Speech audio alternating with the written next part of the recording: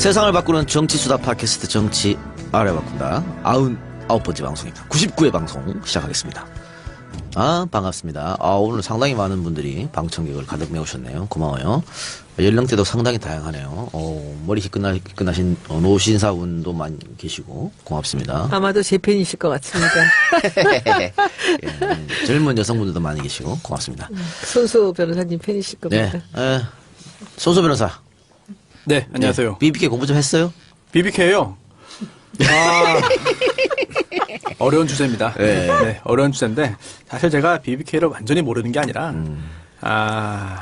법적으로는 알죠. 네. 그런데, 사실, 모르는 거 아는 척 하는 것보다, 그래요. 아는 거 모르는 척 하는 게 더 어렵네요. 잘했어요. 손수 변호사. 네. 반성하세요. 반성했습니다. 그 살면서 이렇게 욕 얻어먹은 적 없었죠? 상대방, 그러니까, 소송에서 네. 상대방 당사자한테 쌍욕은 자주 먹는데, 뭐 이번에 쌍욕은 아니니까요. 불특정 다수에게? 그러니까 누군지 알면은 좀 마음의 준비라도 할 텐데, 휙휙 날라오니까, 예. 그래, 그렇습니다. 댓글창 보지 마세요. 그러니까 그 조언을 봐야 듣고, 돼. 봐야 돼요? 허튼 그러니까- 소리는 안 나와. 사실은. 송공환 저처럼 멘탈이 강하면 봐도 되는데, 네네. 그거 보고 흔들리면 보지 마. 보면 안 돼. 큰일 납니다. 이게 이제 어느 만큼 이렇게 보면 이게 들리기 시작하면 이럴 수 있다라는 생각을 하면서 저는 봅니다. 그래요. 어쨌든, 손변이 오늘 BBK 얘기 2부에서 조금 틀어줘요. 공부해온 거 틀어주시라고. 네. 자, 지난주 제주도 강연을 무사히 마치고 돌아온 정청래 의원 나오셨습니다. 네, 여러분 안녕하십니까. 이 시대 참 여러 가지인 정청래입니다. 예. 제주도 강연 주제가 뭐였어요?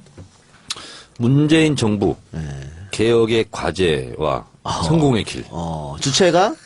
국토교통부. 예. 그러 갔다 오신 거예요? 세상이 바뀌었어요. 그런데 어떻게, 강의 한 김에 제주도까지 갔으니까, 어떻게, 하룻밤 어떻게 자고 오셨습니까? 1박 2일로? 아니, 9시 강의여가지고 6시 15분 첫 비행기 타고 갔다가 강연하고 또 제주도 지인 몇 분 하고 점심 먹고 네. 2시 비행기인가 2시 반 비행기 왔어요? 타고 와서 7시에 군포에 또 전교조 강의 있었어요. 아니, 근데 모처럼 제주까지 가셨는데, 좀 관광도 하고 오시지. 저는 집 떠나서 자는 게 너무 불편해요.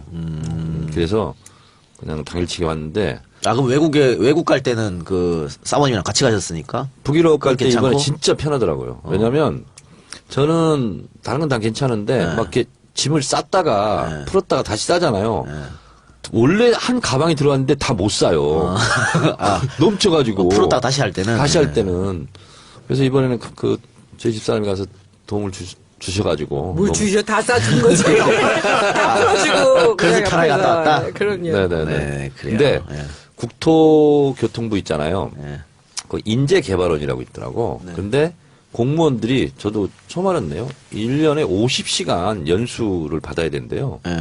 그 프로그램 중에 하나, 마지막 프로그램이었는데, 그 인재개발원? 그 원장님이 그러더라고. 저희도 정권이 바뀐 것 같아요. 그러더라고. 저를 초청한다는 생각을 못 했는데, 예. 확실히 정권이 바뀌었다. 이런 또 생각이. 들었다 놨다 하셨겠네요. 뭐 그냥, 근데 강의 시간이 좀 길어가지고, 정교조 강의는 어떤 주제로 하셨어요? 전교조 강의는 똑같은 주제였는데, 제가 그분들한테 그랬어요. 강의하는 대상 중에 제일 어려운 강의가 선생님들 앞에서 하는 거다. 너 얼마나 잘 가르치나 보자. 다 이렇게 생각하고 있기 때문에. 근데 마침 2시간 강의여가지고, 1시간은 우리 어머니, 여자의 일생에 대해서, 한국 현대사, 우리 어머니들의. 네. 그래서, 일제치에 태어나서, 90년대에 돌아가셨으니까, 그 어머니들이 꿈꿨던 대한민국은 어떤 대한민국인가? 4가지의 대한민국이다. 나라를 잃지 않는 독립국가의 대한민국. 그리고 전쟁 없는 평화로운 대한민국. 보릿고개 없는 풍요로운 대한민국. 그리고 아들이 독재와 싸우다가 감옥 가지 않는 민주화된 대한민국. 이런 것을 우리 어머니들이 꿈꾸지 않았겠느냐. 근데 그것은 비단 나의 어머니뿐만 아니라 이동영 작가의 어머니, 손수 변호사의 어머니, 손혜원 어머니도 그랬겠죠, 당연히. 우리 모두의 어머니가 꿈꿨던 그런 대한민국을 실현할 수 있는 문재인 정부 시대가 됐다.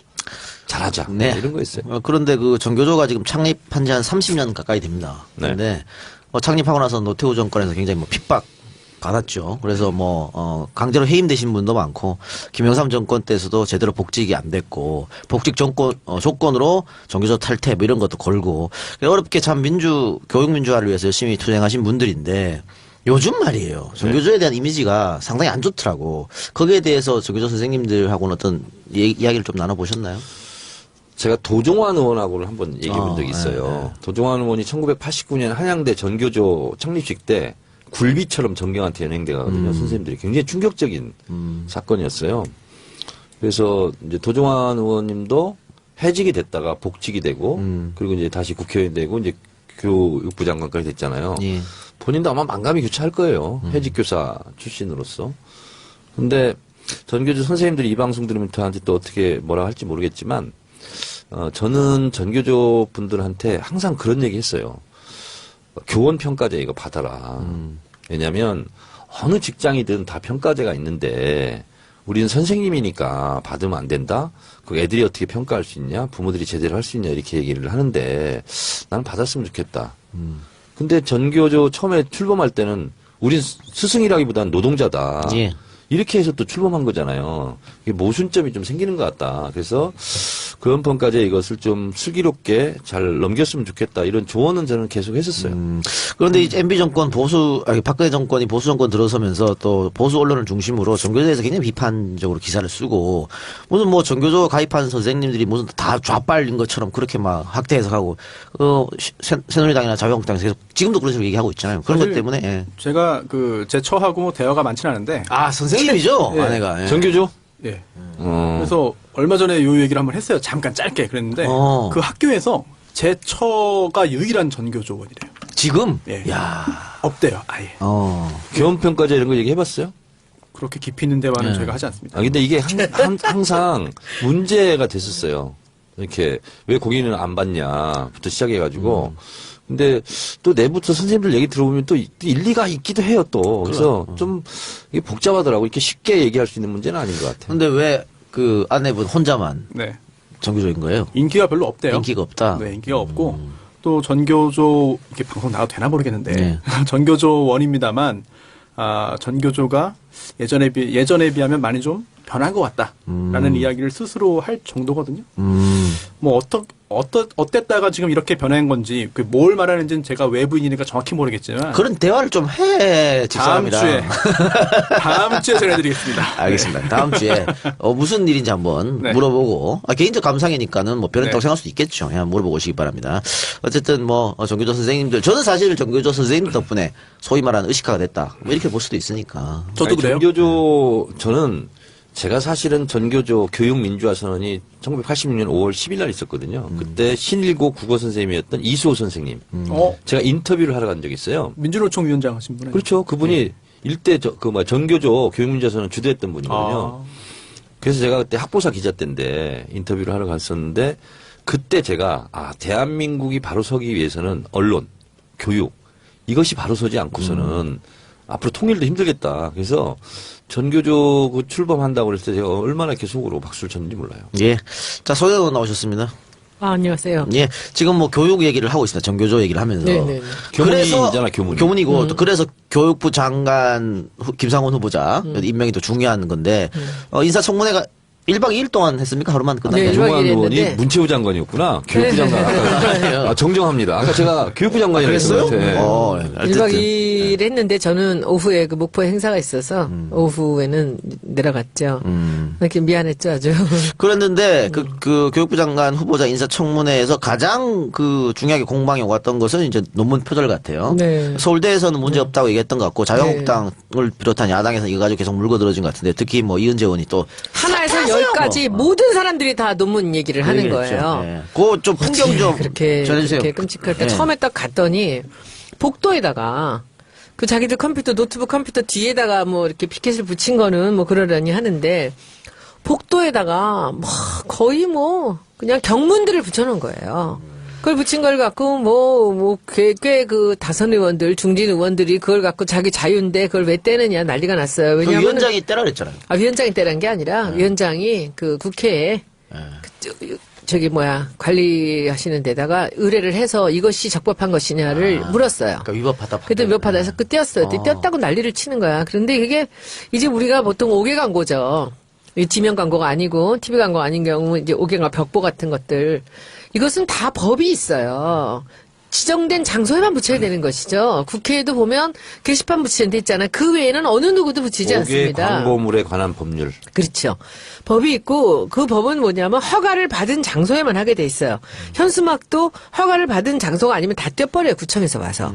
선거 때는 조금 봐주기도 하는데 그러니까 장소에 대한 허가를 받아야 되고 내용에 대한 심의를 받아야 됩니다. 광고는.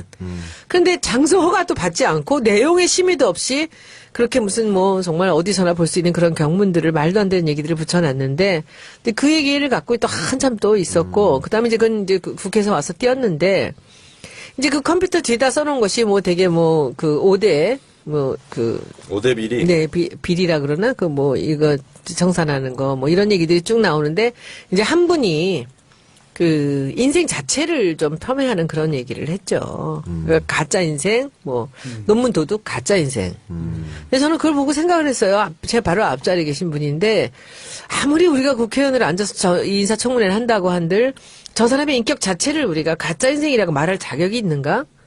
저는 그런 생각이 들었어요. 그래서 이제 제가 이제 얘기할 수무사가 되면 저 얘기를 좀 해야 되겠다. 제가 평소에 존경하는 의원님 여러 의견들을 얘기하실 수 있습니다. 그러나 논문을 표절했다고 여러분들이 의문을 갖는 건 있을 수 있다고 봅니다. 그러나 논문 도둑이라는 표현 그리고 가짜 인생이라는 표현은 이것은 지금 이 자리에 좀 맞지 않는 얘기가 아닙니까? 라고 얘기를 하려고 했는데 제 순서 오기도 전에 이제 그게 이렇게 저같이 좀 스마트하게 이렇게 표현한 게 아니라 막 그걸 갖고 이제 저 양쪽에 이제 막 공방이 누가 그랬지? 벌어졌습니다. 이종배 의원님이라고 점잖으신 분이에요. 아니 우리 쪽에서 모두가 다. 다. 그러니까 다른 사람들은 처음에는 굉장히 심한 이것들을 붙였다 나중에 이제 조금씩 바꿔서 그냥 뭐 5대 비리에 대한 얘기들이 이렇게 쭉 나왔었는데 논문 표절 뭐 이런 식으로 했는데 이제 그분만 그 처음에 써놨던 것인지 좀 과격하잖아요. 논문 도둑, 가짜 인생. 아니 그래서 뭐 민주당 교문위 소속 의원들 전투력이 강하더만요. 잘 싸우더만. 원래 잘 싸워요. 우리가 지금 이 국정농단을 밝히는 게 아닙니까? 잘 싸우더만. 잘 싸우는데 저는 요새 또 칭찬할 만한 게 또 근데 또 실드 친다고 욕먹어도 할 수 없어. 윤회 간사가 너무 잘해요. 그래서 제가 어제도 장관님하고 우리 같이 이제 시 읽는 모임을 했는데 제가 그랬어요. 도종환 의원님. 그것도 했어요? 예, 어제 이제 장관인데도 왔어요? 어제 이제 정리하자고 오신 거죠. 근데 그래서 제가 그랬어요. 도종환 의원이 간사할 때는 도대체 무슨 일을 하신 거예요? 보지도 못했다. 근데 이은혜 의원 굉장히 잘합니다. 예, 예. 싸울 때 싸우고 그리고 이게 부드럽게 할 땐 하고 해서 굉장히 좋았고 그리고 이제 마지막에 무서운 언니라 그러더라고. 예 결국은 마지막에 그 어제 우리가 그 채택을 했죠. 그러니까는 뭐 이은혜 의원도 그렇고 또 김민기 의원도 아 셉니다. 이구야. 저는 김민기 의원 참 멋있어요. 그렇죠. 조용조용하게 특전사잖아 특전사. 특전 출신이에요? 무섭습니다. 그 양반. 그냥 내 옆자리에서 19대 국회 때 나한테 다 배운 거야. 손혜원 의원님.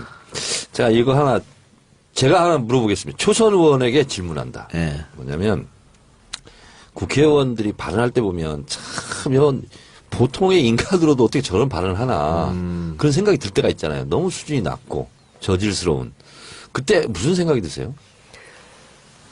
저는 내가 상종할 만한 사람이 아니라는 그런 생각들이 내가 여기서 저런 사람들을 만나야 되나라는 생각이 들기도 하고, 이제 우리하고 조금 달라요. 그들은 저쪽에 새누리당 출신들 지금 자한당 사람들은 다른 게 미리 다 의견 통일을 하고 들어와요.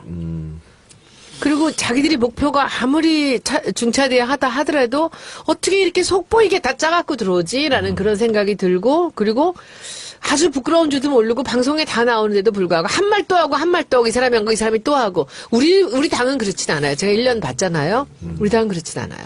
근데 저는 제가 국회의원 8년 하면서 예. 내가 이런 덫에 함정에 걸리지 말자라고 계속 맹세한 게 있어요.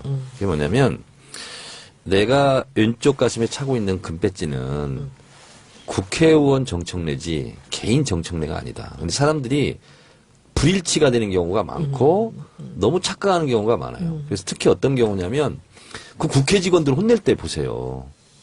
진짜 무지막지하게 무슨 노예처럼 대하는 경우가 있거든요. 그래서는 안 되잖아요. 근데 가끔가다 그런 국회의원들이 있어요. 소리 지르고 막. 차라리 야당 의원이나 장관한테 소리를 지르란 말이야. 근데 그 도와주고 있는 입법조사관 전문위원들한테 쥐잡듯이 잡는 의원들 가끔 볼 네, 거예요. 저도 봤어요. 그건 뭐냐면 국회의원의 권리를 본인 개인의 권리라고 착각하는 나쁜 거예요. 것만 배운 거지. 나쁜 국회 것만 배운 안에서. 거지. 예. 그런 의원들 보면 가끔 좀 혼내주세요. 근데 그거 저는 정말 그런 걸 많이 느껴요. 제가 청문회 국조할 때도 그랬고 이번에 우리 상임위에서는 항상 그걸 우리 그 상대 당의 그 아주 뭐 기가 막힌 3종 세트가 계시잖아요.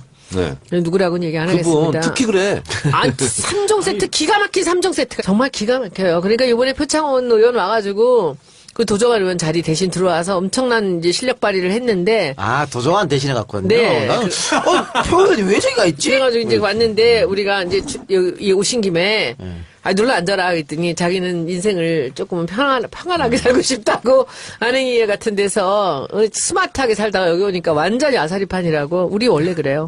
그러니까 표창원 의원도 정말 시기적절하게 잘 했고 또 김민기 의원 같은 경우는 아까 뭐 논문도 이렇게 공격할 때 당신들이 판사냐고 하면서 잘합니다. 제일 재밌던 장면이 그 김상곤 그 후보자 논문 표절 문제로 현택수 씨가 증인으로 나왔어요. 근데 자기는 이건 논문 표절을 생각한다고 막 혼자 떠들었는데 김민기 의원이 몇 가지 질문도 하지 않았어. 지난번에 공천 신청한 적 있죠? 네, 어디 신청했어요? 국민의당이요. 그러면 정신이네. 정신이 왜 나온 거예요? 마치겠어요. 이걸로 끝내버리더라고. 야, 그러니까 앞에서 한 10여 분 설명하기가 다 그냥 무너져 버렸어. 그 이제 증인 질문할 때 재판에서 증인을 못 믿을 사람이다. 그런 거 한번 보여주면은 사실은 그 앞에, 그렇죠. 앞에 했던 게 그냥 간단하게 끝나는 앞에 그런 아무리 거죠. 많이 떠들어도 네. 한마디면 그냥 너무 멋있었어요. 언제 김민기 의원 한번 모십시다. 김민기 하여튼 내가 좀 보람이 있네. 그래서 보니까. 김민기 의원이 정청래 의원하고 깊은 속정이 있어요. 그러니까. 걱정이요? 네, 아주 정말 좋아하는데 김민기 의원이 이렇게 언론에 잘 안 나오고요. 겉으로 잘안 드러나는 걸 나오시더라고. 싫어해요. 그런데 그 정청래 의원이 출판 기념회 할 때 그 멀리서 그냥 오셔갖고 끝까지 자리 지키면서 굉장히 훌륭한 사람이에요. 저도 참 김민기 의원이 초창기에 좋아해요, 제가. 얼마나 재밌는 사람이냐면 원래 용인시장 공천을 전에 받았었습니다. 공천장까지 받았어요. 근데 그 다음날 이유 없이 날아간 거야. 아니 왜요? 이유를 없어 지금도. 하여튼 그때 그런 적 있어요. 그래서 본인이 공천장을 사진 찍어가지고 핸드폰에 갖고 다녀요. 그걸 초창기에 나한테 보여주더라고. 그래서 아니 공천장까지 이렇게 받았는데 그럼 뭘 하겠어요? 그랬더니 이건 내 게 아니라서요. 그냥 쉽게 포기했대. 한숨 푹 쉬고. 되게 멋있는 사람이에요. 네. 자기 게 아닌데 왜 찍어서 보관하는 거야. 또 아쉬워서. 아니 너무 궁금한데요. 그리고 나서 국회의원이 된 거예요. 그래도 뭔가 짚히는 게 있을 거 아닙니까? 그러니까 당 지도부에서 이렇게 해버렸지. 아, 그래요? 슈킹한 거지. 근데 그 김민기 의원 지역은 김민기 의원이야만 당선이 돼요. 어디죠, 그 지역구가? 용인. 왜요? 근데 그 지역에는 몰라. 김민기 의원 거기서 뭐 오랫동안 살았고 집성촌도 아닌데. 그런 비슷한 건가 봐요. 그래요? 네. 그래서 거기는 김민기가 아니면 당선이 우와. 안 된다. 그럴 정도로 거기서 세요. 그래 다음에 김민기 의원 한번 모셔오세요, 방송에. 정치. 김민기 의원, 이 방송 들으면 바로 전화 주세요. 안 듣죠. 에이, 누가 듣고 얘기해줘요. 그렇죠. 전달. 꼭 얘기해줘요. 보좌관. 항상 그러더라고. 네. 저희 그래요? 시간을 1분만 주시면 네. 제가 뭐 한 말씀 드려도 되겠습니까? 하세요. 네. 뭐 교문이 이야기 나왔으니까. 예, 하세요. 요즘에 야구 예. 야구 따로 있어. KBO 있어요? 예, 따로 그래도 질문이- 그러면은 네. 알겠습니다. 이제 안 해도 돼. 따로 있어요. 그때 가서 하면 되고. 자, 정 의원님, 그런데 김상곤 교육부 장관 후보자 이제 청문회에서 아까 뭐 도덕성 이야기는 논문 표절만 나왔었고, 아니, 2017년에 색깔론이 또 등장했어요. 계속해서 무슨 뭐. 계속 색깔론이에요. 좌빨이네, 어째네. 왜 그러는 거예요, 도대체? 이해운 바른정당 당대표, 그 다음에 남경필 연속으로 판도라 나왔는데 자기들이 거기서 맹세를 하더라고. 바른당은 자유한국당과 다르다는 걸 보여주겠다. 뭘로 보여주냐. 절대로 색깔론, 종북, 좌빨 이걸로 자기들은 공격하지 않겠다. 그래요? 앞으로 자기들을 봐달라 이렇게 얘기하더라고요. 그런데- 지금 시대는 그런 시대가 아니다. 그런데 그것도 그 정당 사람들 제가 믿지를 못하는 게 그러면 그 정당 사무총장이 정문원을 임명했어. 뭐야 그게? 그래요? 예. 그 이상하잖아. 애들을 가지고 정문원은 어떤 사람이에요? 문헌학상으로 좀 문제가 있네. 뭐야? 못 믿어. 아니, 나는 궁금해서 그래. 그 정 의원님이 그 정문원 전 의원 잘 아시죠? 잘 알죠. 아, 어때요? 그 아버지가 정재철 아, 그건 알지, 씨라고 제가. 강원도에서 국회의원 했잖아요. 근데 뭐 제가 뭐 또 방송에서 뭐라고 하기는 그런데 하여튼 저하고는 많이 다르죠. 소리 같이 질렀던 사람 아니에요? 본청에서 늘 본회의 때? 그렇죠. 이쪽 저쪽. 아니 근데 이제 19대 국회 때 외통위 같이 하고 그랬어요. 저는 정문원을 7살 때부터 알아요. 그래요? 아, 그 누나랑 친구구나. 큰 누나가 저랑 아주 친한 친구인데, 제가 이제 걔네 집에 놀러 가면, 놀러 가면 딸만 둘을 낳다가, 맨 마지막으로 아들을 하나를 본 거예요. 그래서 이 집에서는 이 아들이 아주 끔찍했거든요. 근데 나중에 보니까 걔가 정문원인 거야. 근데 걔네 아버지가 이제 국회의원 한 5선인가 하셨죠? 4선인가 5선 하셨고, 그 지역구를 이제 아들이 물러받았는데, 그래서 저는 정문원이 그 친구 동생으로만 알고 있고 다 나이 들어서는 본 적이 없습니다. 그런데 하도 악명이 높아가지고 그 이번에 비박으로 찍혀서 공천을 못 받았는 건가요? 아니, 예, 공천을 못 16, 받았어요. 16년 예, 총선? 공천을 못 받았어요. 못 받았나? 네, 비박으로. 비박 찍혀가지고. 고대 교수하다가 나와가지고 국회의원이 됐죠. 재선했나? 네. 알겠습니다. 그리고 그 지금 국민의당이 갑자기 입장을 바꿔서 김상훈 교육부 장관 후보자에 대해서 인사청문 보고서를 채택했어요? 국민의당이 입장을 바꾼 이유는 요즘에 핫한 그 조작 사건 그것 때문에 그런 거예요? 교문위의 결속 때문에 그래요. 교회에서 때문에 그래? 어떻게 봐요? 뭐 여러 가지 섞였을까요? 제보 조작 사건도 아무래도 영향. 제가 얘기한 건 농담입니다. 예. 그게 아마 제일 크지 싶어요. 스탠스 좀 바꾼 것 같은데. 알겠습니다. 자, 그러면 잠시 광고 듣고 와서 99회 방송 본격적으로 시작하겠습니다. 본격적으로 우리 얘기 한번 해볼까요? 뭐, 오늘 할 이야기는 일단은 한미 정상회담 밖에 없을 것 같은데, 문 대통령이 이제 첫 번째 정상회담을 마치고 귀국했습니다. 그래서 역시 지금 지지율이 계속해서 수직 상승하고 있어요. 실타래처럼 꼬여있는 한반도 외교안보 위기를 풀어갈 단초를 마련했다. 이런 긍정평가가 많은데, 총평해 주시죠. 네, 이 시대의 참 한미 정상회담 총괄 평가인으로서 평가를 드리는데 제가 봤을 때는요 한 10년 만에 가장 성과 있는 회담이었다. 1998년 김대중 클린턴 대통령 때 정상회담을 했을 때요. 그때 뭐라고 그랬었냐면 클린턴 대통령이 남북 관계의 운전석은 대한민국이 앉으십시오. 미국은 조수석에 앉겠습니다. 이렇게 해서 남북 관계가 이제 복원되면서 급물살 타면서 한반도 평화 기운이 싹트기 시작했는데 그 이후로 한반도 주도권을 지지한다. 이게 이제 한미 정상회담이 45개 문장으로 되어 있고요. 그 여러 문장 중에서 가장 핵심적인 문장이 저는 그라고 생각합니다. 남북 관계에 있어서 한국의 주도권을 지지한다. 예. 코리아 이니셔티브를 인정하겠다는 거죠. 그러면서 전시작전 통제권을 이양하겠다. 그러면서 이거에 대한 실무회담 등등을 하기 위해서 앞으로 2+2 회담, 외교 국방 장관 회담을 정례화하겠다. 굉장히 큰 성과입니다.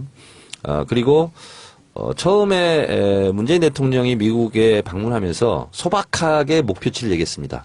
양국 정상의 신뢰 구축이 주된 목적이다. 그런데 신뢰 구축을 넘어서 너무나 많은 것들을 이제 따냈다. 이런 생각이 드는데 트럼프 대통령이 이렇게 얘기했죠. 베리 굿. 그레이트 케미스트리. 이렇게 얘기했잖아요. 실제로 후일담을 보니까 악수하는 것도 무지하게 신경 썼고 트럼프 대통령이 그리고 문재인 대통령에 대한 정중한 예의 그리고 영빈관에서 3일 연속 이렇게 잠을 자는 경우가 드물었답니다. 네, 근데 최대한 예우를 한 거죠.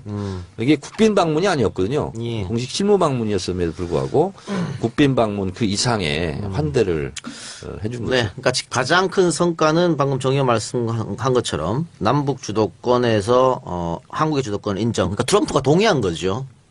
지지한다고 지지한다. 표현했습니다. 한미 공동성명. 네. 그랬는데 오늘 북한이 또 우리 녹음 날짜로 화요일인 오늘 탄도미사일을 또 발사했어요. 에이, 이런 생각이 들었는데 북한은 저는 예상을 했어요.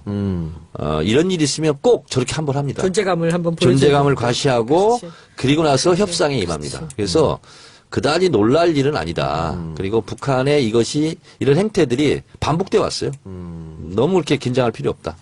너무 긴장할 필요는 없다. 알겠습니다. 그리고 많은 분들이 또 걱정하는 것은 트럼프가 갑자기 그 한미 FTA 재협상을 꺼내들었단 말이죠. 이거 의제에도 없었던 것 같은데 그거는 즉흥적으로. 이제 네. 미국 자국용 자국 국내용입니다. 정치용. 네, 그렇습니다. 그러니까 이제 트럼프도 지금 뭐 정치인이고 그리고 좀 탄핵 위기도 있고 이러니까 실제로 자기를 찍어준 지지자들에게 내가 이렇게 노력하고 있지 않냐 국익을 챙기기 위해서 다분히 국내용이었죠. 그래요. 그리고 손혜원 의원도 페이스북에 뭐 글 하나 썼던데 정상회담과 관련해서 이것도 굉장히 화제가 됐습니다. 그 아마 뉴스원에서 기사를 조금 비꼰 것 같아요. 김정숙 여사 패션 외교 성과는 문화적 소통으로 동맹 뒷받침 이런 제목의 기사인데 그 밑에 이제 기사 내용이 좀 문제가 됐죠. 한국의 미 알리는 한편 특유의 소탈한 모습 주목 배려 차원에서 미상징한 옷 선보였다면 아쉬움도. 그거는 비꼰 무슨 게 말이야, 아니고요. 비꼰 게 아니고 무식해서 그런 거예요. 미국을 상징하는 옷이 뭔데? 청바지. 근데 그게 옷이 네. 그리고 그 외국에서 간 그 국빈이 그 나라 옷을 자기들이 선물을 하루 정도 입을 수는 있어요. 잠깐. 우리 뭐 어디 외국 사람들 우리 와서 한복들 입고 선물 받아가지고 가져가잖아요. 시작 잠깐 하고 뭐 네. 그런 적 있잖아요. 근데 우리가 일본 가면 그런 기모노를 한번 입고 가야 돼? 그 말도 안 말이 되는 안 되는 소리죠. 근데 그게 이제 그 워낙 요번에 그 영부인이 너무 그 패션 외교를 기가 막히게 잘했잖아요. 그러니까 그게 칭찬을 해줘야 하는데 칭찬만 하기가 약간 껄끄러워서 한마디 한 게 저렇게 촌스럽게 무식하게 한 거지. 잘하는 건 잘했다 하면 되지. 그렇지. 트레디션 meets 패션 이렇게 표현을 하더군요. 좀 전통이 이상해. 패션을 만났다. 아니 저는 그러니까 우리 미국에서 평가하는 게 그렇게 아니, 나왔어요. 이 사람들이 이제 그걸로 여기서 슬로건을 내놨는데, 저는 굉장히 연락을 많이 받았어요. 뭐, 네가 했지. 이제, 네가 뭐 했지. 뭐, 이런 거를 저한테 이제 많이 얘기를 하는데, 우리 김정숙 여사는 집이 한복집 딸이에요. 원래. 광장시장 종로가에서 포목점. 포목점을 했기 때문에 거기서 천을 팔고 그리고 한복을 맞추고 했던 일을 했기 때문에 한복에 대해서 그리고 우리 전통 천에 대해서 엄청나게 잘합니다. 그리고 이번에 기사들 쓰면서 또 촌스럽게 또 무식함이 또 이 탄로가 난 것이 뭐냐면은 쪽물과 홍두깨로 색을 냈다 그러잖아. 홍두깨가 뭔지 아세요? 홍두깨는 방망이 아니에요? 방망이잖아. 두들기는 거 이거. 쪽물로 색을 내고 홍두깨로 이 모시를 두들기는 거예요. 그래서 모시를 반질반질하게 수도 없이 두들겨요. 이걸 새로 접어가면 이렇게 뒤집어가면서 그래서 홍두깨로 두들긴 모시를 보통 두드린 모시라 그래요. 그 모시는 굉장히 누빔하고 두드림하고 어떻게 달라요. 달라요? 누비는 건 손으로 꼬매는 거고 두 장을 붙여가지고 네. 두드린 거는 홍두깨로다가 모시를 때려가지고 엄청 약간 패. 그래서 이걸 매끈하게 만드는 거예요. 근데 이번에 입으셨던 그 두루마기가 근데 그거를 두드린 모시를 입으신 거예요 이번에. 그랬고 그러니까 그 원단에 대해서는 워낙 잘 알고요. 그리고 근데 손의원님 김정숙 여사가 한복 입고 갈 걸 알고 있었잖아요. 당연히 알고 있었지. 그러니까 우리 방송에서 미리 얘기했고 또. 당연히 입는 거 아니야? 그리고 영부인이 미국 가서 우리의 그 아름다운 한복을 보여주는 것도 나름 좋은 거지 왜 그거를 그러니까 뒤틀어가지고 얘기를 하는 거야. 아니 시비 거기는 걸걸 걸어야지. 사실은 이번에 거의 한 40 며칠 만에 처음으로 한복을 입었어요. 아 그랬나요? 그럼요. 우리가 그 취임식 때 한복을 입을 거라고 생각했는데 이거 참 재밌는 얘기인데 우리 김정숙 영부인은 한복을 오랫동안 많이 입었습니다. 왜냐하면 그 다도를 해요. 차회라고 그러죠. 차회 모임이 많은데 차회는 반드시 한복을 입고 가요. 그러니까 사철 한복이 다 있고요. 한복을 제대로 아주 정통으로 입는 것을 잘 알고 있어요. 그러니까 굳이 취임식에 한복을 입을 게 있나라고 본인은 생각했을 수 있는데 그때 얘기를 많이 들었대요.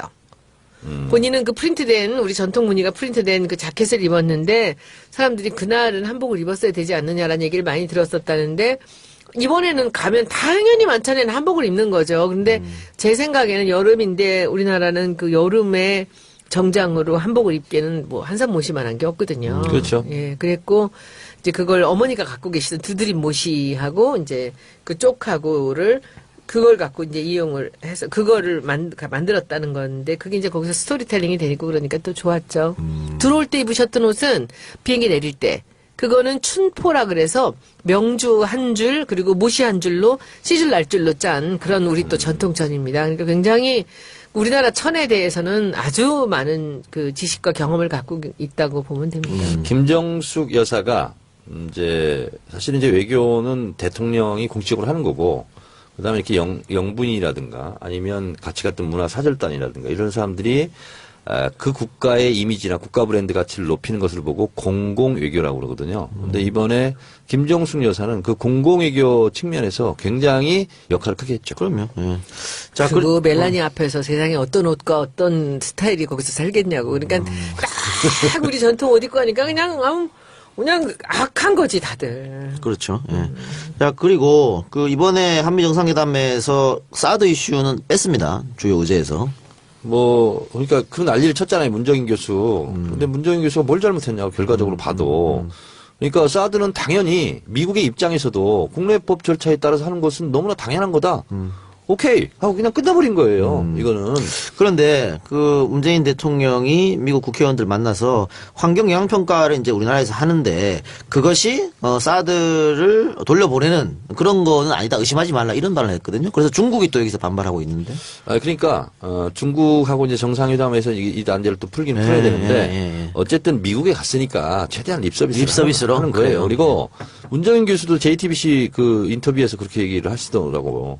환경 영향 평가를 해서 그 결과에 따라서 일 수도 있고 아닐 수도 있고 있는 거지. 그러냐. 그래서 그건 그렇게 생각하시면 될 것 같고, 외교라는 것이 그 당사자 앞에서는 최대한의 찬사를 하는 거잖아요. 그래서 그렇게 일을 했으면 좋겠다. 이런 생각이 듭니다. 그러니까 괌 같은 경우에도 이 설치하는데 환경 영향 평가 이런 거 등등해서 굉장히 오래 걸렸잖아요. 네. 일단 우리는 환경 영향 평가를 하게 되면 시간을 벌 수 있다. 그렇죠. 그게 가장 중요한 것 같아요. 그러니까 시간을 벌 수 있고요. 사드도 그렇고, FTA 같은 경우도 트럼프는 FTA에 대해서는 디테일한 팩트를 몰랐던 것 같더라고요. 만기가 도래했다 이렇게 했는데 만기가 없어요. 없고 그렇죠. 재협상을 가동했다. 이거 재협상 가동한 적 없고요. 그리고 미국 같은 경우는 우리나라와 달리 FTA 재협상을 하려고 그러잖아요. 재협상 계획서를 의회에 제출해야 돼요. 그리고 승인을 받아야 돼. 그 승인을 받고 또 재협상 과정을 보고해야 돼. 그 결과를 또 보고해야 돼. 또 승인을 받아야 돼. 이거 하려면요 트럼프 임기 다 갑니다. 그래서 너무 걱정 안 하셔도 돼요. 그래요. 그리고 또 환경 영향 평가를 약식이 아닌 이제 박근혜 정권에서 약식으로 하려던 거를 제대로 이제 하는 거잖아요. 그거는 꼼수였죠. 약식이 네, 아니고. 완전 꼼수였죠. 그런데 그렇게 하면은 한 3년도 걸릴 수 있다. 그렇죠. 그리고 또 그 과정에서 뭐 평가만 계속 하는 게 아니라 그 과정에 공청회 등의 절차가 있습니다. 그 과정에서 그동안 알려지지 않았던 것들이 다 공개돼서 그 국민들이 다 그 정보를 접하고 그 다음에 형성된 여론이 또 굉장히 중요하거든요. 그래요. 그런 절차까지 거칠 거기 때문에 지금 단계에서 그래서 설치할 거야 안 할 거야 이거를 답을 강요하는 거는 사실 되게 옳지 않은 그런 것 같습니다. 되게 웃긴 게요. 이게 절속적으로 이렇게 배치되다 보니까 그 중요한 사드 무기가 그냥 화면에 다 나왔잖아. 공개되고 어디에 있는지도 알고. 이런 경우가 참 말이 안 돼. 그러니까요. 그래요. 자, 사드 얘기 거기까지 하고. 자, 국민의당 얘기 좀 해볼까요? 손소 변호사 요즘 종편 많이 나가잖아요. 나가면 거의 이 얘기 아니에요? 거의 그렇죠. 주제가 이 얘기 같은데? 그렇죠. 저야 뭐 정치가 아닌 그런 주제로 출연하는 게 더 많긴 하지만 정치 관련된 그런 이야기 중에 거의 대부분은 국민의당 사태입니다. 그렇죠. 네. 요런 거 하면 날 불러주면 내가 가서 정말 네. 신나게 틀어줄 텐데. 그래서 안 부르는 거예요. 안 부르죠. 그렇죠. 그런데 한번 저는 정 의원님한테 여쭤보고 싶어요. 그 박지원 전 대표의 전화번호가 네. 최근에 통화한 게 언제예요? 한 2주 됐을 거요? 그러면 그 전화번호 언제부터 알고 있던 전화번호예요? 옛날부터 알고 있었던 그쵸. 거죠. 네. 저도 한 일주일 전에 전화 통화했거든요. 네. 근데 제가 2015년 들어왔을 때 전화번호가 같아요. 네.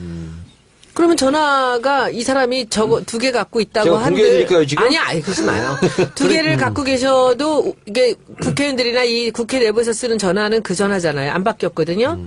그러면 지금 그 최고위원 출신 그 당원들 이준석. 그 사람이 갖고 있는 그 알고 있는 전화가 이 번호가 아니겠습니까? 그러니까 이분이 지금 그 전화를 못 받았다, 보좌관이 받았다라고 하기에는 이분은 전화를 지금 너무나 이제 잘 받는 분이시죠. 국민의당 자체 이상해서. 진상조사에서 어떻게 네네네. 나왔냐면 이준서와 박지원 둘이 통화가 됐다. 통화를 했다라고 발표했는데 본인 안 했대잖아요. 본인 안 했다고 했다가 나중에는 기억 안 난다. 지금 이렇게 얘기했어요. 기록에도 게다가 없다고. 설령 그 통화를 했다고 해서 이거를 조작에 가담했다는 건 아니다. 까지 혹시 나왔습니다. 이분이 번호를 혹시 최근에 바꾸시지는 않았을까요? 글쎄요. 안 바꿨죠. 저도 안 한 2주 바꿨죠? 전에 했잖아요. 아니, 그 다음에. 그 다음에 바꿔도 아무 의미가 없지. 바꿨으면 이상한 거죠. 그러니까 뭐 2대 얘기했는데 뭐 근데 이 국민의당 제보 조작 사건에서 언론에서 크게 다루지 않고 있는 부분이 하나가 뭐냐면 5월 5일 날 기자회견을 하면서 지금 2분 30초짜리 동영상에는 이게 안 나오는 부분인데요. 실제로 그 조작된 녹취에 뭐가 나오냐면 청와대 시민수석 얘기가 나옵니다. 아마 이강철 전 청와대 수석으로 이제 추정이 되는데 그 딸이 문준용과 거의 동갑이고 그 딸이 은행에 들어갔고 꿀보직이다. 근데 그런 고급 정보거든요, 이거는. 이런 정보를 이유미가 알고 있었다라는 거 아니에요, 지금. 근데 저는 그것을 이유미 같이 평범한 사람이 어떻게 그런 고급 정보를 알 수 있었을까? 이것이 의문스러워요, 저는. 누가 가르쳐줬다는 얘기예요? 평범합니까? 이유미 씨가? 그런 분야에서는, 정보 분야에서는 평범하죠. 그리고, 아니 뭐, 문준용 씨가 토플 학원에 다녔다. 이것도 정보죠, 사실은. 근데 그런 거를 어떻게 보면 영화로 본다면 시나리오를 쓰는 거 아닙니까, 지금. 시나리오를 쓰는데 그런 컨텐츠를 어떻게 이유미 씨가 작성했냐 이거죠. 근데 저는 정보가 정보를 빨리 받았다고 볼 수도 있지만 제가 보기에는 아닌 게 준용 씨가 평생 한 번도 아빠랑 불러본 적이 없다라는 거는 왜 몰라 그럼. 거기서 저는 딱 보고 이거 거짓말이야. 아니, 금방 그렇긴 알았어요. 한데 그 이외의 것은 사실이거든요. 문준용 씨가 토플학원에 다니기도 했고 또 이강철 수석 딸이 은행에 다니기도 했고. 그러니까 준용 씨 성격을 뭐 요만큼이라도 힌트를 받았다면 이건 있을 수 없는 제보였어요. 아니 그러니까 조작인 것이요. 예. 자 그런데 저는 알았어요 그때도 처음부터. 어쨌든 국민의당에서는 자체 조사 결과 당 차원에 개입 없었고 안철수 전 후보도 개입 없었다 결론을 내렸어요. 내렸고 이제는 그러면 검찰이 어떻게 조사하느냐. 이제 여기에 달려있는 것 같은데, 지금 희망사항이지. 일이 어떻게 전개되고, 지금 결과가 어떻게 나왔는 거는 우리 국민들이 다 알 테고, 청취자들은 당연히 다 알 텐데, 한 가지 의아스러운 점은, 안철수 전 대표 같은 경우에는, 이유미 구속 여부가 결정나면, 입장을 밝히겠다라고 했는데, 지금까지 아무런 말이 없습니다. 여기에 대해서 어떻게 생각하세요? 이미 늦었고요. 사실 이것은, 수순이 어떻게 되냐면, 당 자체 진상조사 전에, 어쨌든 안철수 본인 선거 때 벌어진 일 아니에요. 그 대표를 당선시키려고 한 거죠. 그렇습니다. 네. 그렇기 때문에 이후 여하를 불문하고 대국민 사과를 해야죠. 그리고 검찰 수사를 통해서 진실이 밝혀질 수 있도록 모든 것을 협조하겠다. 예. 이렇게 얘기를 해야 되는 거예요. 그게 책임 있는 정치. 근데 그게 없고 국민의당 자체 진상조사부터 한 것이 이게 또 덜컥수에 걸린 겁니다. 검찰이 국민의당 자체 진상조사하고 똑같은 결과를 수사 발표할까요? 그렇지 않습니다. 다르거나 더 깊거나 그렇게 되면 국민의당에서 자체 진상조사한 거는 니네 짰냐? 이런 의혹을 받을 수밖에 없는 거예요. 그리고 안철수 전 대표 같은 경우는 아니 뭐가 두려워서 지금까지 말을 안 하고 있지? 지금 알맞추기 하고 있는 건 아니야? 이런 국민들의 의심을 받을 수 있는 거죠. 그래서 미디어 오늘 조사에서도 이유미 단독 범행이다 13%. 아, 그래요? 아니다. 조직적 개입이 있었을 것이다 75% 이렇게 나와요. 자, 그런데 문제는 지금 프레임을 이거 좀 바꿔야 돼요. 예. 어떻게 바꿔야 되냐면 이유미 단독 범행이냐 조직적 개입이냐 이걸로 가는데 이거는 잘못된 프레임입니다. 어떤 거냐면 퀴즈를 내겠습니다. 이 작가. 예. 총을 만든 사람이 살인범입니까? 아니면 그 총을 사용해서 쏜 사람이 살인범입니까? 이유미는 총을 만든 거예요. 그리고 총알을 넣어서 갈기고 난사한 것은 국민의당이에요. 예. 그래서 이유미의 단독 범행 여부를 떠나서 국민의당이 굉장히 잘못한 거예요. 정치적 도적 부실 검증도 잘못됐지만 그렇죠. 어쨌든 그걸 가지고 엄청나게 문재인 후보를 향해서 공격을 했잖아요. 그리고 그걸 향해서 좀이라도 표심은 이동했을 거 아니야. 예. 이건 민주주의에 꽂힌 선거를 부정하는 건 민심 왜곡이잖아요. 그렇죠. 총쏜 국민의당 더 잘못이다. 예. 네. 저는 안철수 전 의원이 왜 얘기를 못하고 있는지 알겠는데 예. 뭐라고 생각하세요? 잘못했다고 하면은 예. 자기가 한 게 되고요. 아니라고 얘기하면 나중에 들통이 나면은 또 문제가 되잖아요. 그러니까는 했다고 할 수도 없고 안 했다고 할 수도 없는 거예요. 그러니까 지금 나와서 말을 할 수가 없는 거예요. 말을 하려면은 나는 몰랐습니다. 정말 우리 당에서 이렇게 한 것이 잘못됐습니다라고 얘기를 하면 사과가 되는데 나는 몰랐습니다가 지금 어떻게 될지 모른단 말이지. 그래서 저는 뭔가 연관이 있지 않는가라는 생각을 하는 거죠. 예리한 지적이었어요. 예. 손재 변호사. 네. 좀 전에 그 정 의원님께서 말씀하신 그 부분에 전적으로 공감을 하고요. 뭘 공감해? 아, 이유미 씨는 만든 잘못이고, 그거를 멋있었어, 그거. 네, 그거를 활용한 사람. 그렇죠. 당연히 잘못인데, 총질한 사람이 잘못이지. 네, 그게 정치적인 도의적인 책임뿐만 아니라 법적인 책임도 당연히 그걸 활용한 사람들에게 갑니다. 그렇죠. 네, 왜냐하면 이제 공직선거법에 규정이 있잖아요. 250조 2항에 허위사실 공표죄가 있는데 이제 이 규정을 한번 잘 보시면은 아 이유미 씨만 처벌받을 사항이 아니구나 쉽게 알 수 있습니다. 예. 누군가를 당선되지 못하게 할 목적으로 이제 문재인 당시 후보가 당선되지 못하게 할 목적인 거죠. 그렇죠. 예. 그런 목적으로 연설, 방송, 신문, 통신, 잡지, 벽보, 선전문서, 기타의 방법으로 그 후보자에게 불리하도록 후보자, 그의 배우자 또는 직계 좀비속, 직계 비속이 되겠죠. 거기에 대해서 허위 사실을 공표하거나 공표하게 한 자, 이 사람에 대해서 처벌을 합니다. 그런데 이게 대법원 판결도 있어요. 알고서 했느냐 모르고서 했느냐 이것만 남은 거지. 그렇습니다. 근데 모르고서 한 것도 죄는 죄지. 모르고 했다면 과실이기 때문에 처벌은 안 받는데 이건 고의범이니까 다만 미필적 고의가 있습니다. 그치. 그래서 이거 뭔가 좀 알쏭달쏭하고 뭔가 확신은 없겠는데 뭐 이게 거짓말이어도 뭐 안 맞아도 할 수 없지 뭐라고 했으면 그게 바로 미필적 고의거든요. 우리가 지금 요 대목에서 지금 굉장히 좀 놓치면 안 될 부분이 뭐냐면 지금 시켜서 만들었다는 부분이죠. 그냥 만든 게 아니고. 그러니까 근데 조성은 전 비대위원이 증언을 한 거하고 이준수하고 지금 정면으로 충돌하고 있어요. 네. 이유미? 네, 이유미. 이유미라는 친구들 지금 처음부터 지금까지 있는 여러 가지 행동이라든지 이 성격을 보면 절대로 먼저 이것을 만들어서 내놓는 그런 친구가 아니에요. 누가 시켜서 조작을 얘는 제조원인 거야. 만든 거예요. 라고 추정이 된다라고 얘기하세요. 그렇죠. 저는 그렇기 때문에 지금 이 친구가 굉장히 괴로워하고 있는데 이 친구한테 단독 범행으로 만들려니 이 사람의 여러 가지 아마 이게 범죄 심리학한 사람은 누군지 다 알 거예요. 이 사람은 자기가 주도적으로 이것을 아이디어를 내서 만든 사람의 행동이 아니에요. 그렇게 생각할 수밖에 없는 강한 의심을 들게 많이들 행동을 하고 있으니까 네. 네, 그런 거고요. 게다가 예. 지금 이유미 씨의 변호인이 있습니다. 이 변호인이 그 법률사무소를 이제 함께 변호사 2명이 하고 있는데 그 2명 중에 1명이에요. 그런데 이유미 씨가 변호사가 필요해서 찾아갔다는 거예요. 근데 갔던 그 S 모 변호사가 안철수 전 대표의 최측근입니다. 예, 1호차에 같이 동행하는. 그렇습니다. 예. 그리고 그 변호사한테 갔더니 내가 직접 하기는 좀 그렇고 이 변호사 옆에 있는 변호사가 일을 하겠다라고 해서 지금 현재 하고 있거든요. 그러니 그것도 이상한 거죠. 그렇다면 지금 현재 안철수 전 대표와 이유미 씨 사이에서는 지금 그 해당 변호사들이 위치하고 있기 때문에 글쎄요. 누구의 이익을 위해서 진실을 가릴 가능성도 완전히 배제할 수는 없는 겁니다. 그렇지 않으리라 기대하겠습니다만. 그래서 글쎄요.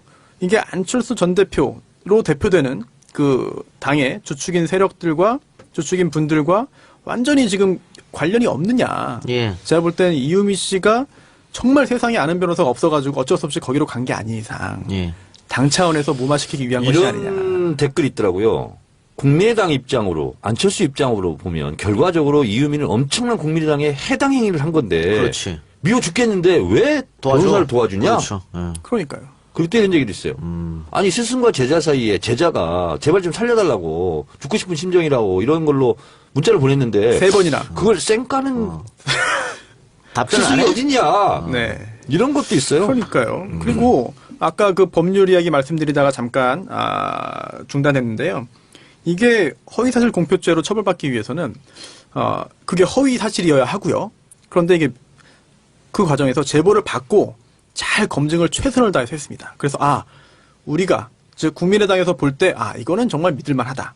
이건 진실이니까 우리 이거는 다 공개하자. 그 다음에 또 뭐 여러 가지 대변인도 그렇고요. 또 당시 당 대표도 그렇고 다 그걸 인용해가지고 강하게 문재인 당시 후보를 공격했다 하더라도 우리가 최선을 다해서 검증해봤더니 이거는 믿을 만한 상황이었다라고 한다면 고의가 없기 때문에 처벌 안 받을 수 있거든요. 그런데 검증을 안 했거나 또는 대충 해서 그 제대로 몰랐다고 한다면은 미필적 고의 등이 인정될 가능성이 그래요. 있는 건데 김관영 진상조사 단장이 위원장. 있죠. 예. 한 말 중에 신문에도 이게 인용돼서 보도됐는데 이 부분 굉장히 저는 좀 눈길이 갔습니다. 공명선거 추진단은 대선이 얼마 남지 않은 점을 감안해서 최소한의 검증 요건을 갖춘 것으로 성급하게 판단했다.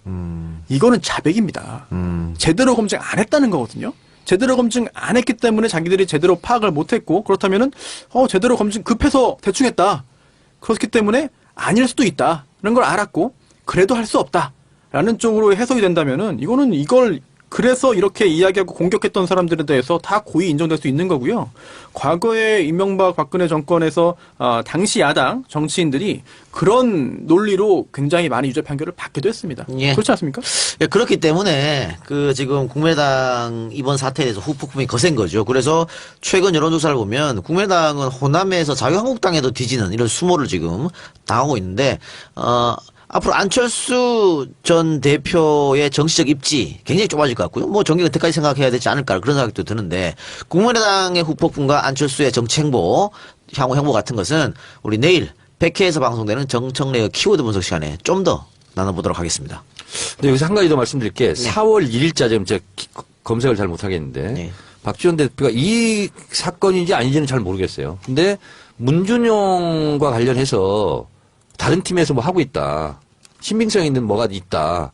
이렇게 인터뷰를 한 게 있어요. 4월 1일 날. 그래? 네. 근데 4월 그건 1일 너무 일르진 않나? 4월 1일 날. 5월 5일 날 발표했으니까. 그래서 이것과 직접적인 관계가 있는지 없는지는 모르겠어요. 근데 어쨌든 문준용 씨에 대해서는 박지원 대표가 계속 이것을 그렇죠. 공격했고 팔로우하고 있었어요. 근데 이것만 몰랐다? 그래서 저는 좀 납득이 잘 안 가요. 그러니까 5월 5일 국민의당이 그 조작 사건을 발표하고 나서 박지원 대표가 또 5월 8일 날 그 건에서 또 얘기했거든요. 문재용 씨에 대해서. 네. 그러니까 전혀 몰랐다는 것은 좀 이해가 안 가는 부분이에요. 또 하나 이게 국민의당에서 검증을 사실 제대로 안 했을 겁니다. 일부러든 아니면은 실수든. 그런데 이게 5월 5일이잖아요. 예. 근데 5월 5일의 그 날짜의 의미를 좀 봐야 될 겁니다. 왜냐하면 5월 4일 바로 하루 전에 이용주 의원이 사과를 합니다. 네. 뭐냐면 권양숙 여사의 구촌인가요? 그 취업 특혜 의혹이 있다라고 맹공을 퍼붓다가 그게 아닌 걸로 밝혀져가지고 네. 결국은 사과한 게 5월 4일입니다. 바로 전날이죠. 그 다음 날 이거를 공개하고 이제 문준용 씨 관련돼 가지고 또 공개하고 공격을 퍼부었거든요. 하루 바로 다음 날. 그렇다면 더더욱 제보라는 게 믿을 수 없을 수 있다. 이렇게 민감한 정말 철석같이 믿고 공격했는데 나중에 사과를 하는 상황이었는데 그 다음 날 새로운 걸 공개한다? 제가 볼 때는 이거는 글쎄요. 검증을 제대로 안 했거나 또는 못한 거죠. 그런 얘기도 있고요. 이용주 의원이 공명선거 추진 단장이었잖아. 그런데 5월 5일 날 발표를 부단장이 했거든. 그렇기 때문에 이용주 의원이 5월 4일 날 그런 일이 있고 이래서 5월 5일 날 본인이 발표 안 하고 부단장했다 뭐 이런 얘기도 있어요. 근데 이건 하여튼 검찰 조사 결과가 앞으로 곧 나올 겁니다. 지금 계속해서 조사를 하고 있으니까 그때 좀 결과가 어떨지 두고 보기로 하고요. 자, 그럼 광고 듣고 와서 이야기 계속하겠습니다. 설거지도 하지 않는, 나는 그런 거 안 한다는 우리 홍준표 새 대표로 선출됐습니다. 자유한국당. 바른정당에서 이제 이해운 의원이 선출됐고, 지금 뭐 자유한국당에서는 홍준표 아니면은 뭐 될 사람이 없는 것처럼 거의 압도적으로 이긴 것 같아요. 됐는데, 글쎄 홍준표 대표 선출이 여당으로서는, 민주당으로서 좋은 거 아니고 나쁠 거 없을 것 같은데요? 뭐 땡큐라고 할 수 있죠. 예. 사실 전당대회에서도 여러 가지 이슈가 됐는데 그 이슈가 좋은 이슈가 아니고 막말해서 이슈가 된 거예요. 계속해서. 사탕인가요? 줬더니 그걸 왜 먹냐 이거부터 시작해가지고. 최고위원님 일이 많이 일어났는데 대표뿐만이 아니고요. 최고위원회 이철우, 류여해, 김태흠, 이재만. 이야, 대단합니다. 어우. 이재만 전 구청장은 그분이죠. 그 공천 못 받아가지고 온몸에 경련이 일어났다. 유승민 지역구. 예. 그러니까 이런 사람들이 다 최고위원하고 당대표가 돼서 유여해 씨? 네. 거기는 이해운 지역구래요, 또. 이래가지고 아니 지역구가 있어요? 지역구가 어디 있어? 지역구에 한번 도전했다고 그러더라고요. 그래요? 아닌데? 지금 지역위원장 거기 받았을걸요? 조윤선하고 둘이 지역 저기 네. 했었는데. 아니 지역위원장을 받았어 지금. 이번에요? 그런가? 이번에? 이해운 지역구. 그렇지. 지역위원장 받았어. 저희 동네네요. 거기 살아요? 예. 그럼 이해운이 더 싫어하겠구만. 그렇지. 자유한국당을. 근데 손소 변호사 네. 정부에서 뭐 같이 많이 방송했잖아요. 같이는 뭐 몇 번 한 것 같고 마주치기는 했죠. 많이. 예. 그때 느낌이 어땠어요? 저와는 좀 다르다? 네. 다르죠, 많이. 예. 그런데 뭐 개인적으로 뭐 악감정은 전혀 없고 그런데 저와 다르다고 느낀 것 중에 하나가 이번에도 좀 좌빨이라는 단어를 굉장히 자주 사용했어요. 아니 그러니까 저당은 이 최고위원도 그렇고 당 대표도 그렇고 저런 식의 사람들이 계속 됐기 때문에 더 쪼그라들 것이다. 저는 그렇게 저 판단합니다. 좌빨들이 난리치는 거 보니까 저는 절대 용서 못해요. 뭐 이런 이야기들을 계속 했는데 글쎄요. 그게 지금 현재 지금 상황에서 자유한국당을 지지하는 분들의 입맛에는 쏙쏙 맞을지 몰라도 국민 대다수의 호응을 얻기는 어려운 표현인데 네. 최고위원 선거 2등을 했거든요. 제가 볼 땐 지금 현재 자유한국당의 구성원들은 그런 표현을 좋아하고 머릿속에 그런 생각을 갖고 있는 것 같습니다. 하여튼 유해가 또 계속해서 그 전당대회 하면서 또 박근혜 대통령 얘기도 계속하고 뭐 지켜야 된다고 그러고 뭐 그렇게 했으니까 그렇겠죠. 태극기. 예. 자, 그런데 그 홍준표 대표가 선출됐는데 그래도 지금 자유한국당 대다수가 친박들이지 않습니까? 네. 홍준표 대표하고 또 치열하게 기싸움을 할 것 같은데요. 기싸움은요, 뭐, 겉에서는 기싸움 하는 것처럼 하면서 뒤에는 뭐 술 먹고 다 하겠지. 결국은. 네, 그래요. 아. 자, 어쨌든 홍준표와 이혜원 두 사람의 대결도 좀 흥미진진할 것 같고요. 우리로서는 나쁠 거 없다. 홍준표 대표가 된 게, 뭐 그런 생각 듭니다. 그리고 또 대법원. 우리로서는? 우리? 정정하겠습니다. 민주당으로서는 나쁠 거 없다. 이렇게 생각하고. 대법원 판결도 아직 남아있잖아요. 남아있죠. 예. 네. 그런데, 지금 검찰총장이, 지명됐습니다. 새롭게. 문무일 부산고검장. 근데 이 문무일 부산고검장이 성완종 사건을 수사했던 사람이라면서요. 그렇습니다. 성완종 리스트 수를 수사했고요. 땅콩양도 수사했고. 네. BBK도 수사했어요. 네. 그러니까 성완종부터 얘기합시다. 성완종 사건을 수사했던 사람이기 때문에 이 사람이 검찰총장에 올랐던 것 자체가 홍준표로서는 뜨끔하는 거 아니냐. 이런 얘기가 나오고 있어요. 그럴 수도 있죠. 그런데 사실 그 판결은 사법부가 하는 것이기 때문에 뭐 행정부나 정치권에서 그런 뭐 어떤 메시지를 주려고 설령 시도했다 하더라도 그렇게 보진 않습니다만 저는 글쎄요. 판결의 영향이 과연 있을까? 아니 만약에 그 대법원에서 파기환송이 되면 네. 다시 한번 맞붙는 거 아니에요. 고등법원에서. 네. 그때 검찰들이 더 열심히 할 수도 있죠. 근데 파기환송이 대법원에서 만약에 파기환송이 된다면은 그 2심에서 봤던 그 법률적인 판단이 잘못됐다는 취지로 돌려보낸 것이기 때문에 아마도 유죄 취지로 파기환송하는 거잖아요. 네. 그러면은 다시 그때는 파기환송심에서 유죄 판결이 선고된 가능성이 높은 것이기 때문에 높은 것이지만 무조건 네. 된다는 건 아니잖아요. 근데 거기까지 내다보기보다는 대법원에서 어떻게 판단할지 여부가 먼저 더 큰 것 같아요. 그래요. 제발 파기환송 됐으면 좋겠다는 생각이 들고. 그래요. 그 BBK 사건도 얘기했습니다만 김경준 씨는 문무일 같은 사람은 절대 그 검찰총장이 되면 안 된다. SNS에 그런 글도 썼더라고요. 누가요? 김경준. 왜냐면은 BBK 사건 때 그 검사라고 해서 이걸 덮은 사람이다. 이렇게 얘기하더라고. 중앙지검 특수 1부장이었죠. 당시에. 그러면서 기획 입국은 없었다라고 발표를 했습니다. 그러다 보니까 김경준 씨 입장에서는 이게 도대체 무슨 일이냐. 지금 재수사를 지금 기대하던 상황에서 김경준 씨 입장에서는 지금 문무일 후보자가 이제 검찰총장으로 지명되니까 그런 의견을 밝힌 것 같은데요. 글쎄요. BBK 문제가 참 워낙에 복잡하고 아직도 끝나지 않은 거기 때문에 뭐 이해관계에 있는 분들이 여전히 많이 계신 것 같습니다. 법조인들은 어떻게 평가해요? 문무일 부산고검장. 뭐 하마평은 오래전부터 올라왔잖아요. 네. 특히나 굉장히 좋은 분이고 뭐 굉장히 합당한 그런 인사다라는 그런 평이 있고 또 전에도 뭐 이제 지명되기 전에도 굉장히 잘할 것이다라는 의견이 많았는데 다만 지역이 이제 그 광주 출신이기 때문에 광주 출신은 좀 이번에는 여러 가지 그 역학 구도상 좀 부담되지 않겠느냐라는 의견이 그거 하나가 좀 이제 좀 약간 꺼려지는 그런 부분이었는데 그거와 관계없이 뭐 지역이 그렇게 크게 중요하지 않은 것 같아요. 인물만 보고 평가한다면은 제가 볼 때는 뭐 충분히 기대할 만하지 않을까 생각이 들고 조국 민정수석 그리고 또 박상기 법무부 장관 후보자가 상당히 개혁적이고 또한 검찰 조직을 뒤흔들 수도 있는 그런 분들이기 때문에 검찰총장은 적어도 이제 그 비검찰 출신이 아닌 검찰 출신이 이제 맡아서 어느 정도 조직의 안정을 꾀하는 의도도 담겨 있는 것 같습니다. 아니 뭐 검찰총장은 검찰 출신 해야 되는 거고 그런데 이제 문제는 손변이 말한 것처럼 법무부 장관과의 호흡 잘 될 것인가 이게 중요한 거 아니겠어요? 사실 호흡이라기보다는요. 검찰총장은 검찰총장의 일만 하면 되거든요. 네. 네. 또 법무부 장관은 법무부 자기야 뭐 장관으로서 대통령이 검찰 개혁 네. 의지가 있는데 법무부 장관도 마찬가지고 그렇습니다. 검찰총장이 뭐 네.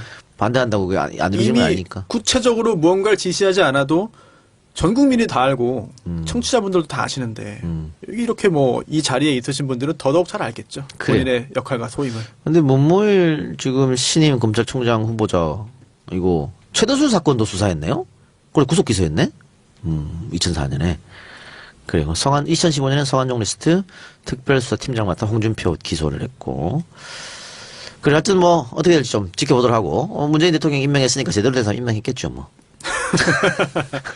기대하고 지켜보도록 하겠습니다. 자, 99회 방송에 또 할 말 있어요? 없죠? 없습니다. 예, 네. 없으면 우리는 100회에서 만나 뵙도록 하겠습니다. 100회에서는 정청래 키워드 분석 이제 정기 개편과 BBK 이야기 좀 해보고요. 또 요즘에 핫한 사건이죠. KBO의 문제점, 돈을 존내만해, 뭐 이런 문제점. 손수호 변호사하고 우리 손혜원 의원이 거기에 대해서는 나름 전문가예요. 그리고 두 사람 때문에 지금 이 사건이 좀 불거진 것도 있기 때문에 그 이야기를 한번 해보도록 하겠습니다.